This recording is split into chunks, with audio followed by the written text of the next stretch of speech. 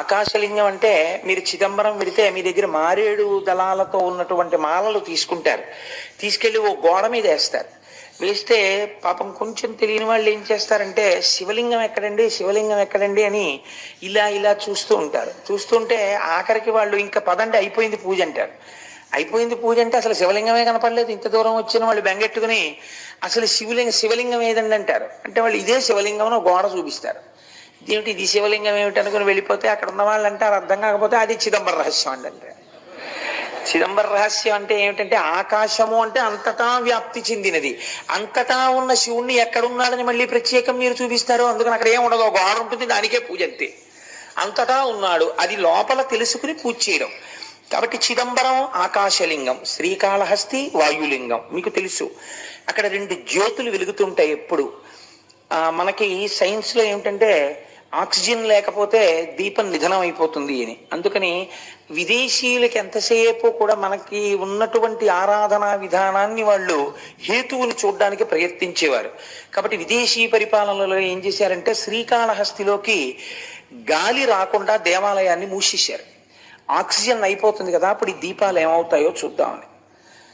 ఎన్ని రోజులైనా ఆ దీపాలు అలా వెలుగుతూనే ఉన్నాయి. గాలిలో ఆక్సిజన్ అయిపోయినట్టుగా అక్కడ ఉన్నటువంటి పరికరములు చూపిస్తున్నాయి, కానీ దీపాలు మాత్రం వెలుగుతున్నాయి.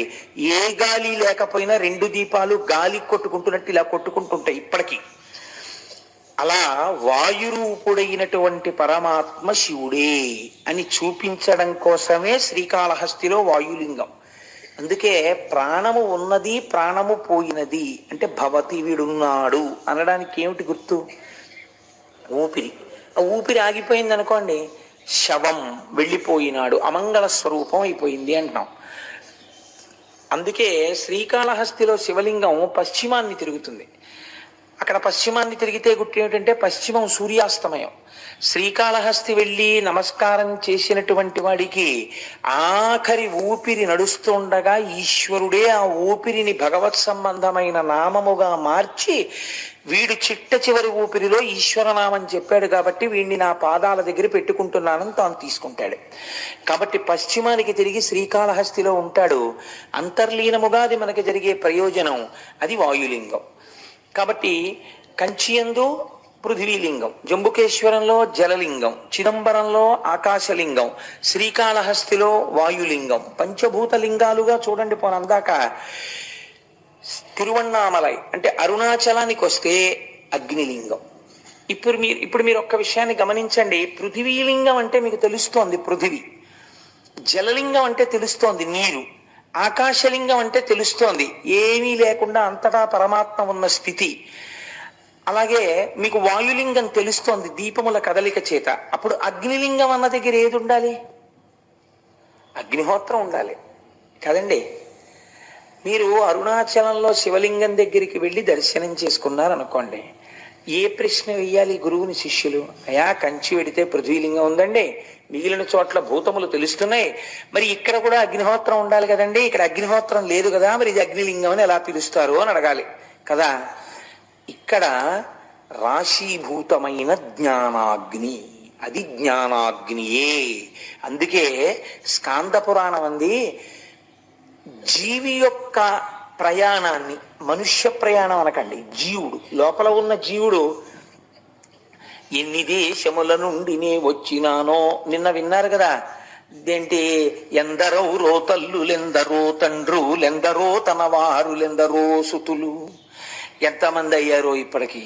కాబట్టి ఈ జీవయాత్ర వెళ్ళిపోతూనే ఉంది. ఏ దేశమున నుండి ఈ చటకు వచ్చి తినో, ఏ అమెరికాలో పుట్టామో భోగ దేశాల్లో, అదృష్టం కొద్దీ ఇప్పుడు కర్మభూమిలోకి వచ్చాం, పుణ్యభూమిలోకి. ఎక్కడి నుంచి ఇక్కడికి వచ్చానో, మళ్ళీ ఇచట నుండి నే పోదు ఏ దేశమునకు, మళ్ళీ ఎక్కడికి పోతాము.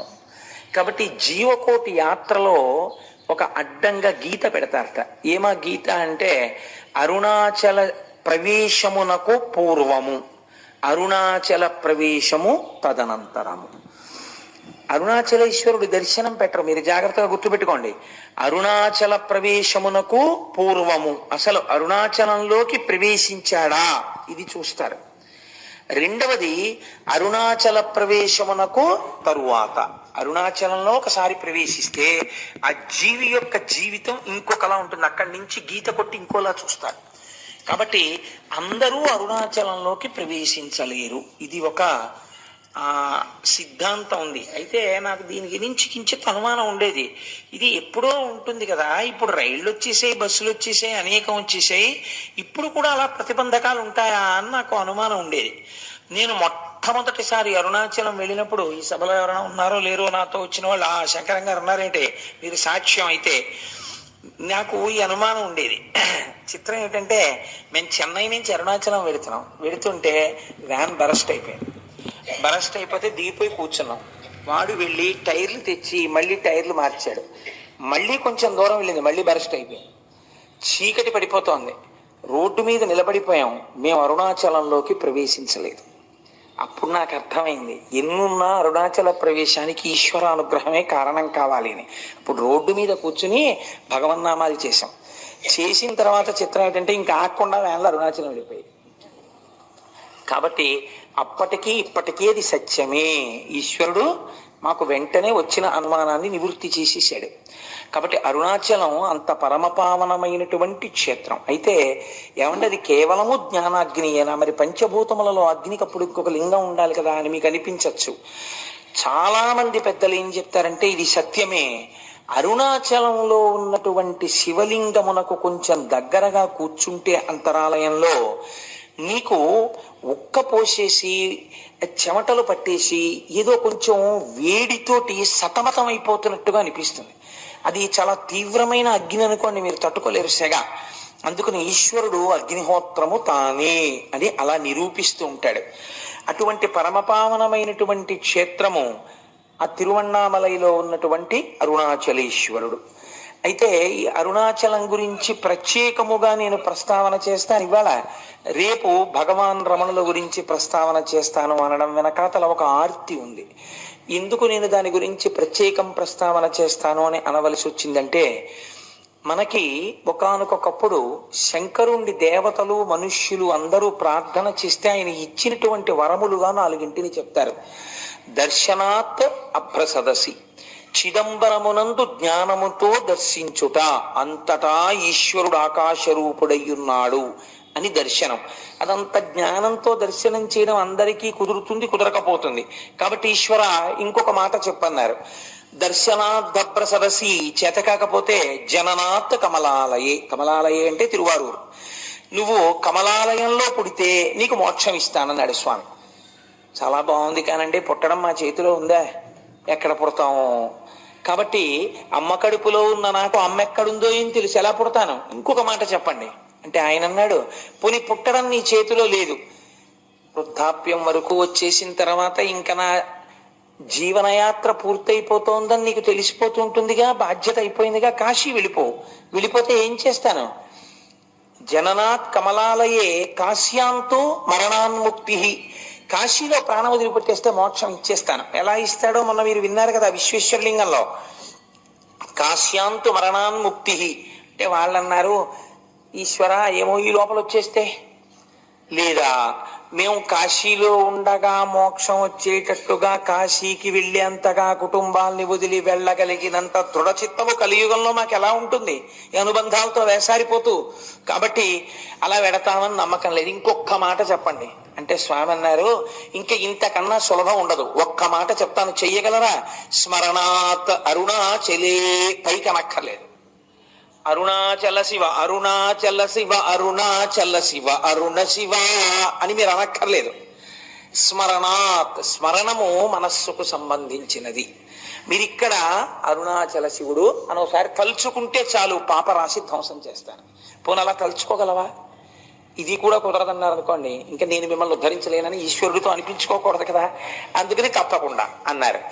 స్మరణాత్ అరుణాచలే, కేవలము స్మరించినంత మాత్రం చేత పాపరాశిని ధ్వంసము చేయగలిగినటువంటి క్షేత్రము అరుణాచల క్షేత్రము. ఇక్కడ ఒక గమ్మత్తుంది. మీకు భారతదేశం మొత్తం మీద ఎక్కడా లేనటువంటి రీతిలో అరుణాచలంలో పరమశివుడు 3గా కనపడుతూ ఉంటాడు అని పురాణం చెప్తుంది. మూడుగా ఇందులో అరుణాచలం వెళ్ళిన వాళ్ళు చాలా మంది ఉన్నారని నేను అనుకుంటున్నాను. నాకు తెలియడం కోసం, సంతోషించడం కోసం అరుణాచలం వెళ్ళిన వాళ్ళు ఎంతమంది ఉన్నారో ఒక్కసారి చెయ్యెత్తండి సభలో.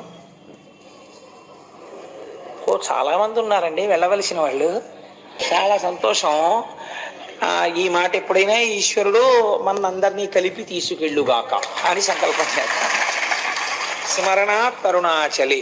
ఆ అరుణాచలం దాని గురించి శాస్త్రం ఒక మాట చెప్తుంది. అరుణాచల క్షేత్రమునందు శివుడు మూడుగా కనపడుతూ ఉంటాడు. అరుణాచలంలో ఒక పెద్ద పర్వతం ఉంది, దాని పేరే అరుణాచలము. అంటే అచలము అని కదండి, అచలం అంటే కొండ. ఒక పెద్ద కొండ ఉంది, దానికి ప్రదక్షిణం చేయాలంటే 14 కిలోమీటర్లు నడవాల్సి ఉంటుంది. ఆ కొండ శివుడే, కొండయే శివుడు అక్కడ. అందుకే మీరు చూస్తే ఒక చిత్రమైన బోర్డులు కనపడుతుంటాయి. Absorbed to the lotus feet of Arunachala అని ఉంటాయి. రమణాశ్రమంలో అక్కడే ప్రాణాలు విడిచిపెట్టేసిన వాళ్ళని సమాధులు చేస్తే అక్కడ బోర్డులు పెడతారు, వీళ్ళ పేరు ఇది, absorbed into the lotus feet of Arunachala అంటారు. అరుణాచల పాదములు అని పిలుస్తారు ఆ కొండ కింద ఉన్నటువంటి భాగాన్ని. ఆ కొండకి ప్రదక్షిణం చేస్తారు. ఈ కొండకి ప్రదక్షిణం చేస్తే అక్కడ మీరు నమ్మండి నమ్మపోండి, నాకు పరమ విశ్వాసముతో కూడుకున్న విషయం, ఎన్ని కోట్ల జన్మల పాపములో అక్కడ దగ్ధమవుతాయని. భగవాన్ రమణుల్ని ఎవరైనా చూడ్డానికి వెడితే అరుణాచలంలో ఆయన మొదట ఒక ప్రశ్న వేసేవారు, గిరి ప్రదక్షిణం చేశారా అని అడిగేవారు. వాళ్ళు మళ్ళీ 1 గంట పోయాక కనపడేవారు. భగవాన్ మీరు చెప్పినట్టుగా గిరి ప్రదక్షిణానికి వెళ్ళొచ్చాం అనేవారు. ఎలా వెళ్ళారు అంటే ఆటోలో వెళ్ళామండి అనేవారు. ఏదో వయస్సు అయిపోతే వాళ్ళని నేను తప్పు పట్టట్లేదు. అయితే ప్రదక్షిణ పుణ్యం ఆటోదా మీదా అని అడుగుతుండేవారు ఆయన. కాబట్టి ఆ గిరి ప్రదక్షిణం అనేటటువంటిది మనం ప్రయత్నపూర్వకంగా చెయ్యాలి. అక్కడ చిత్రం ఏంటంటే, మీరు ప్రదక్షిణం ప్రారంభం చెయ్యగానే సాధారణంగా రమణాశ్రమం దగ్గర నమస్కారం చేసి కొంచెం 4 అడుగులు వెయ్యగానే ఒక వినాయకుడి గుడి ఉంటుంది, అక్కడ నమస్కారం చేసి అరుణాచలానికి ప్రదక్షిణానికి బయలుదేరుతారు. బయలుదేరినప్పుడు మొట్టమొదట దక్షిణ దిక్కున కనపడేటటువంటి లింగం యమలింగం. దక్షిణ దిక్కున మరి యమధర్మరాజు కదండి, అందుకని యమ ప్రసాదాత్ ఆయుర్వర్ధనమశ్నుతే అని చెప్తాం మనం ఆశీర్వచనంలో. దక్షిణ దిక్కున ఉన్నటువంటి యమధర్మరాజు గారి యొక్క అనుగ్రహము చేత నీకు ఆయువు వృద్ధి ఎగుగాక. మీరు ఒక్కటి గుర్తుపెట్టుకోండి, అరుణాచలానికి అరుణ పర్వతానికి మీరు ఎన్ని మాటలు ప్రదక్షిణం చేసినా ఒక్క పర్వతానికి ప్రదక్షిణము చేయరాదు. అరుణాచలం పర్వతం చుట్టూ ఉన్న అన్ని ఆలయములను దర్శనము చేస్తూనే ప్రదక్షిణం చెయ్యాలి తప్ప వాటి విడిచిపెట్టి ప్రదక్షిణం చెయ్యకూడదు. అలా ఎందుకు చెయ్యకూడదో నేను ఈ మధ్య ఉపన్యాసంలో ఒక రోజున చెప్పాను, చర్విత చరణంగా మళ్ళీ చెప్పవలసిన అవసరం లేదు. అయితే ఈ దక్షిణ దిక్కున ఉన్నటువంటి యమలింగానికి అరుణాచలంలో ఒక ప్రత్యేకత ఉన్నది అంటారు. ఏమా ప్రత్యేకత అంటే, ఎముకలు విరిగిపోయినటువంటి వాళ్ళు, ఎముకలు అరిగి బాధపడుతున్న వాళ్ళు అరుణాచలంలో యమలింగ దర్శనం చేస్తే ఆ ఎముకలు చాలా తొందరగా అంటుకుంటాయి. చాలా మందికి అలా జరిగాయి సంఘటనలు. మీరు దానికి సంబంధించినటువంటి విషయాల్ని పరిశీలన చేస్తే ఎన్ని సంఘటనలు, ఎన్ని సందర్భాలు ఉంటాయో, ఎన్నని పురాణ ప్రవచనంలో తీసుకురాగలం. ఎంతమందికో అలా అంటుకున్న ఎముకలు. కాబట్టి యమలింగమునకు అటువంటి శక్తి ఉన్నది.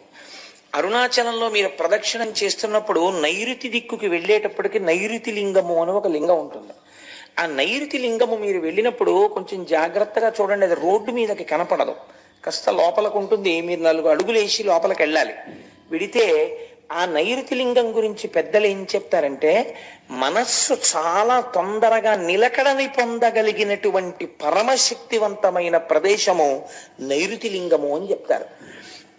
నైరుతి లింగం దగ్గర కూర్చుని కాసేపు ధ్యానం చేసుకోవడం, నైరుతి లింగం దగ్గర కూర్చుని ఒక శ్లోకమో, ఒక పద్యమో, ఒక శివ సందర్భమో చెప్పుకోవాలి. నేను ఎప్పుడు అరుణాచలం వెళ్ళినా నాతో పాటు ఎవరో భక్తులు ఏదో పాపం వీడితో ఏదో చెప్తారని ఆశ, నాకేం తెలుసు కనుక వస్తూ ఉంటారు. వస్తే తప్పకుండా నైరుతి లింగం దగ్గర కూర్చుని ఏదో ఒకటి చెప్పి బయలుదేరుతుంటాం. మొన్న వెళ్ళినప్పుడు కూడా మేము అలాగే చేసాం ప్రదక్షిణ. కాబట్టి ఆ నైరుతి లింగం దగ్గరే కావ్యకంఠ గణపతి ముని తపస్సు చేశారు. తపస్సు చేసినప్పుడు ఒక ఆశ్చర్యకరమైన సంఘటన జరిగింది. వారు తపస్సుకు కూర్చునే ముందు వారు ఒక నిర్ణయం తీసుకుని నైరుతి లింగానికి చెప్పారు, ఈశ్వర, నా తపస్సు సిద్ధించే వరకు నేను ఈ ప్రదేశమును విడిచిపెట్టి వెళ్ళను అని. ఒక చిన్న గదిలా ఉంటుంది ఆ లింగానికి ముందు. అందులో ఒక గుడ్డల మూట ఒకటి ఉండేది. ఆయన ఆ గదిలో కూర్చుని రాత్రి 11:30-12 వరకు తపస్సు చేసేవారు. చేసి ఒక్క గ్లాసుడు పాలు అక్కడ ఎవరైనా పెడితే ఆ పాలు తాగి పడుకునేవారు అక్కడే. మళ్ళీ తెల్లవారకట్ట లేచి ఆ బాహ్యాంతర శౌచములు సిద్ధింప చేసుకుని మళ్ళీ తపస్సు కూర్చునేవారు. కావ్యకంఠులు అలా తపస్సు చేస్తుండగా ఒక ఆశ్చర్యకరమైన సంఘటన జరిగింది. అరుణాచలేశ్వరుడి యొక్క రథం అరుణగిరికి ప్రదక్షిణంగా వెడుతోంది, దేవాలయానికి ప్రదక్షిణంగా వెడుతోంది. వెడుతున్నప్పుడు ఒక అన్న సంతర్పణ చేసేటటువంటి ఒక సత్రవుకి, ఒక వేద పాఠశాలకి మధ్యలో పరమ నునుపైన నేల మీద ఆ రథం ఆగిపోయింది. అలా 9 రోజులు వెళ్ళాలి ఆ రథం. అది 6వ రోజున ఆగిపోయింది.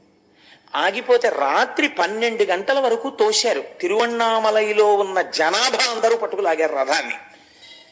అంగుళం కూడా రథం కదలలేదు. ఏం చెయ్యాలో అర్థం కాలేదు. లాగి లాగి లాగి లాగి అర్చకులు కూడా విసిగిపోయి ఎన్ని క్షమార్పణలు చెప్పాలో అన్ని చెప్పారు. కదల్లా రథం.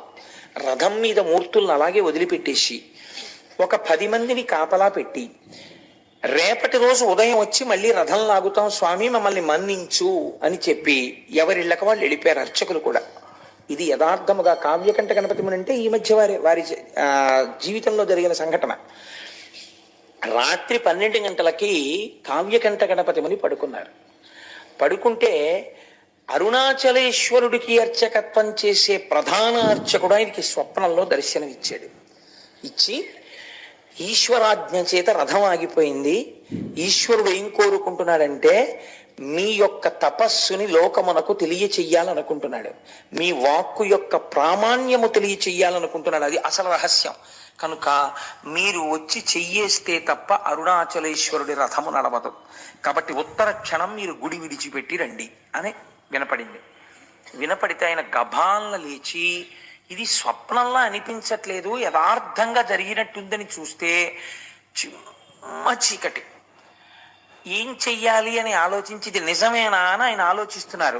2 చెవులలోకి మాటలు వినపడ్డాయి, ఇది యథార్థము, నువ్వు వెంటనే బయలుదేరి రథం దగ్గరికి వెళ్ళు అని.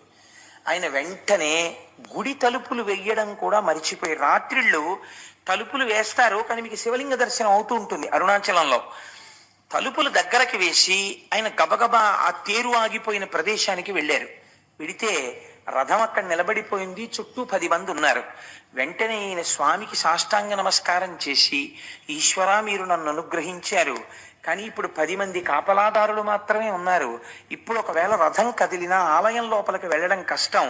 రేపు తెల్లవారుజామున నేను వచ్చి రథాన్ని మీద చెయ్యి వేస్తాను, కదిపేది మీరే, నా శక్తి కాదు, నన్ను అనుగ్రహిస్తారు అని చెప్పి మళ్ళీ వెళ్ళిపోయారు గుడికి. పడుకున్నారు. రోజు తెల్లవారకట్ట 4ంటికి తెలివచ్చేది. ఆయనకు ఆ రోజున మరునాడు ఉదయం 9 గంటలకి తెలివచ్చింది. అప్పటికి తెల్లవారకట్ట వచ్చేసి అక్కడ ఉన్న వాళ్ళందరూ ఈ రథాన్ని లాగేటటువంటి ప్రయత్నం చేస్తున్నారు, కదలటం లేదు. 12 అయ్యేటప్పటికి ఎట్టి పరిస్థితులలోనూ గుడి లోపలికి వెళ్ళిపోయి మహానైవేద్యమై మళ్ళీ మరునాటి పరిక్రమణం మొదలైపోవాలి. అలా వెళ్ళకపోతే భారీ ఎత్తున ప్రాయశ్చిత్తాలు చెయ్యాలి. ఆలయంలో ఉన్నటువంటి అధికారుల నుంచి అర్చకుల వరకు గడగడ వణికిపోతున్నారు.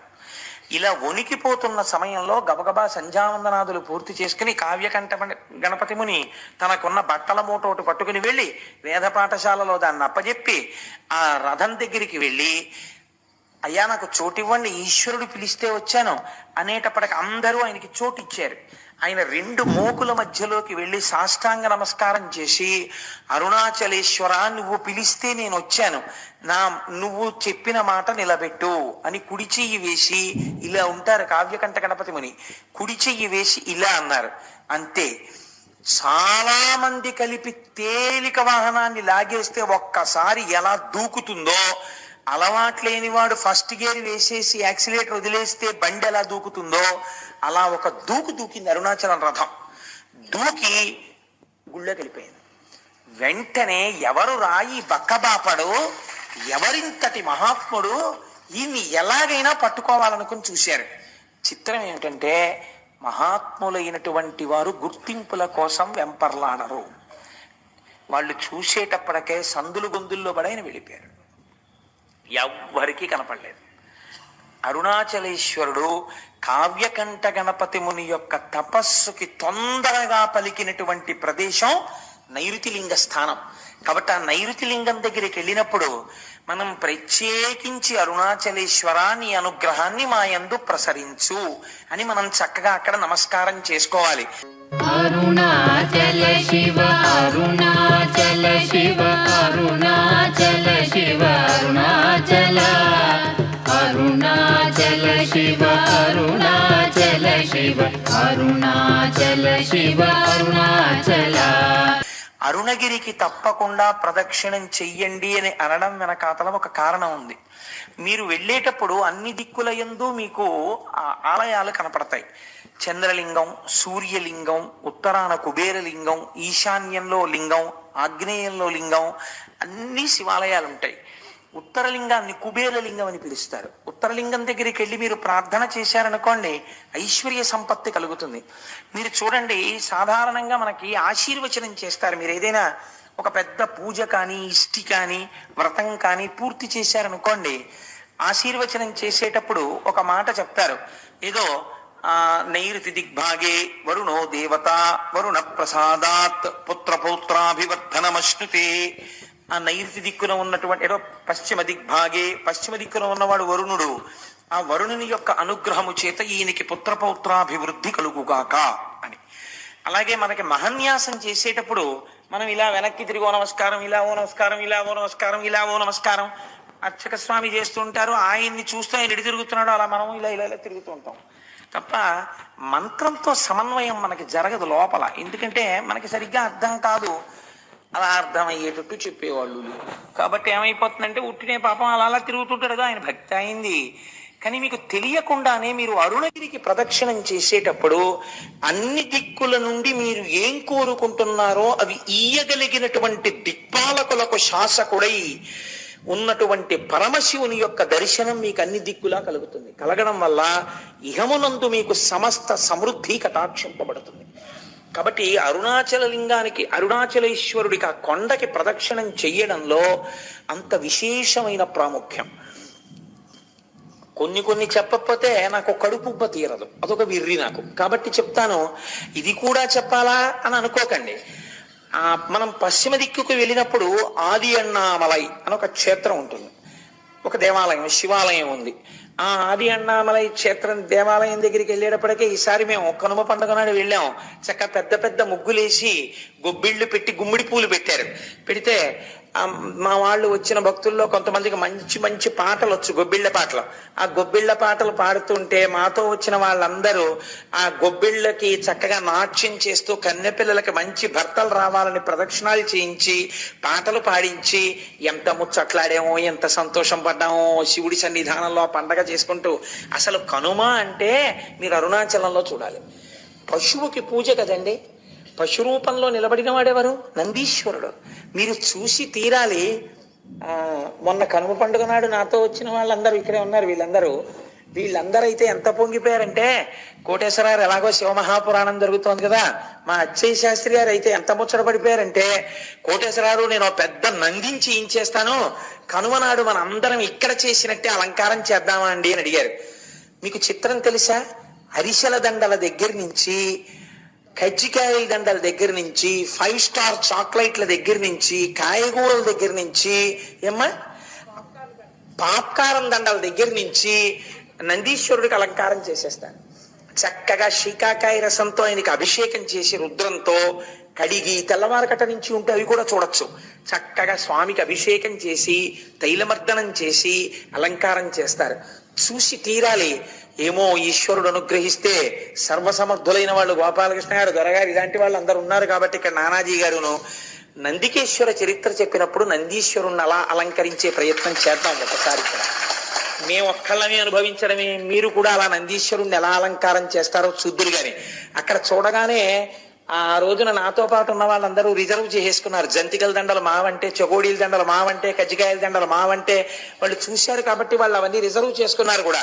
కాబట్టి అన్నమాట ఉత్తినేందుకు పోవాలి, వాళ్ళ అలంకారం కూడా చేస్తారు. నందికేశ్వర చరిత్ర చెప్పిన రోజున వీలైతే బసవయ్యని మనం ఇక్కడ అలా అలంకారం చేసి ప్రదక్షిణం చేసి నమస్కరిద్దాం. కనుక ఏమిటో ఎటు నుంచి ఎటుపోతుందో ప్రసంగం. నైరుతి దిక్కున ఉన్నటువంటి ఆ స్వామి యొక్క దర్శనము కావ్యకంఠ గణపతి మునికంతటి కటాక్షాన్ని అనుగ్రహించింది.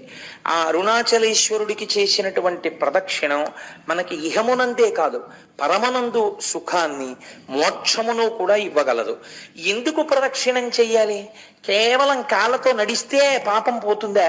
అలా ఎలా పోతుందని అడిగేవారు. అడిగితే భగవాన్ రమణులు ఒక మాట చెప్తుండేవారు. వారు చెప్పినది సాధికారికం కదా. ప్రదక్షిణం అనగా అనగా సమస్త పాపరాశిని ధ్వంసము చేయుట. నేను అరుణగిరికి ప్రదక్షిణానికి బయలుదేరుతున్నాను అని మీరు అన్నారు అనుకోండి, అని స్నానం చేసి ప్రదక్షిణ ప్రారంభం చేస్తూ నమస్కారం చేసుకుంటున్నప్పుడు ఏమంటారు? ఈశ్వర, ఈ ప్రదక్షిణం ఏ విఘ్నం లేకుండా నా ఒంటి యందు శక్తి నిలబడి నేను చక్కగా చేసుకునేటట్టు అనుగ్రహించు అని మీరు మొదటి అడుగు తీసి ఇలా వెయ్యగానేట అంత పెద్ద స్థూల రూపుడైన పరమశివుడికి ప్రదక్షిణానికి మీరు ప్రయత్నపూర్వకంగా ఒక అడుగు పెట్టారు కనుక అడుగు ఇలా తీసి వెయ్యగానే పాపరాశిని ధ్వంసం చేసేస్తాట. పాపరాశిని ధ్వంసం చేసి ఈ అడుగు ఇలా వేసినప్పుడు వెనక అడుగు స్థిరంగా ఉంటుంది కదండి. మళ్ళీ రెండో కాలు ఇలా పైకి లేవగానే ఎవరు శివుడని నమ్మి మొదలు పెట్టారో వాళ్ళు ఏది జీవితంలో జరగాలని కోరుకుంటున్నారో దాన్ని ఇచ్చేస్తట. కాబట్టి పాపరాశి ధ్వంసమగుట, కోర్కె తీరుట. క్షి అంటే మీరు ఈ జన్మలో అనుభవించవలసినటువంటి కష్టములకు సంబంధించినటువంటి పాపములు ధ్వంసం చేయడం అనేటటువంటిది కుదరదు. ఎందుకంటే మీకు ఇక్కడ ఈ జన్మకి అనుభవించవలసినటువంటి పాపం ప్రారబ్ధం అంటారు. దాన్ని విడిచిపెట్టేసినటువంటి బాణంతో సమానం. కాబట్టి మీకు ఇప్పటికి ఏర్పడిపోయి ఉన్నటువంటి ఆగామి ఫలితం ఏదుందో దాన్నంతటినీ ధ్వంసం చేసి రాబో జన్మలకి కూడా ఏర్పడవలసినటువంటిది ఈ జన్మలో బ్రహ్మగారి రాత చేత ఏర్పడబోతున్న దాన్ని కూడా ధ్వంసం చేస్తారట. అంటే ఇంకా అలా చేయడం వల్ల అరుణగిరికి ప్రదక్షిణం చేసినటువంటి వాడికి పాపము పుణ్యము ఉండదు కనుక వాడు మోక్షమునకు అధికారి అగుచున్నాడు. కాబట్టి అరుణగిరికి ప్రదక్షిణం చెయ్యడం అనేటటువంటిది అంత పరమపావనమైన విషయం అని, తప్పకుండా గిరి ప్రదక్షిణం చెయ్యాలని మనకి మహానుభావుడైనటువంటి భగవాన్ రమణులు నిర్దేశించిన విషయం, స్కాంద పురాణం నిర్దేశించినటువంటి విషయం. ఇది చిత్రం ఒకటి ఉంది. అరుణాచలంలో 3 యోజనముల దూరము వరకు ఏ విధమైనటువంటి దీక్షకి సంబంధించిన నియమములు లేవు. మీకు శ్రద్ధ అని ఒక వాక్యం ఉంటుంది పురాణంలో. పురాణమే కాదు, మీరు శృతి యందు కూడా శ్రద్ధ అని ఒక మాట వాడతారు. శ్రద్ధ అంటే ఏమిటో తెలుసా అండి? నీకు ఇక్కడ నీవు ఇలా ఉండవచ్చు అన్నప్పుడు నమ్మి మీరు అలా ఉండాలి అని శాస్త్రం అంటుంది. మీరు ఇలా ఉండు అని చెప్పినప్పుడు నేను అలా ఉండను అని మీరు అన్నారనుకోండి, మీ అంత మీరుగా కొన్ని సిద్ధాంతాలని తీశారనుకోండి, అది ఆ క్షేత్రము యొక్క ప్రమాణమును అవమానించుట చెయ్యకూడదు.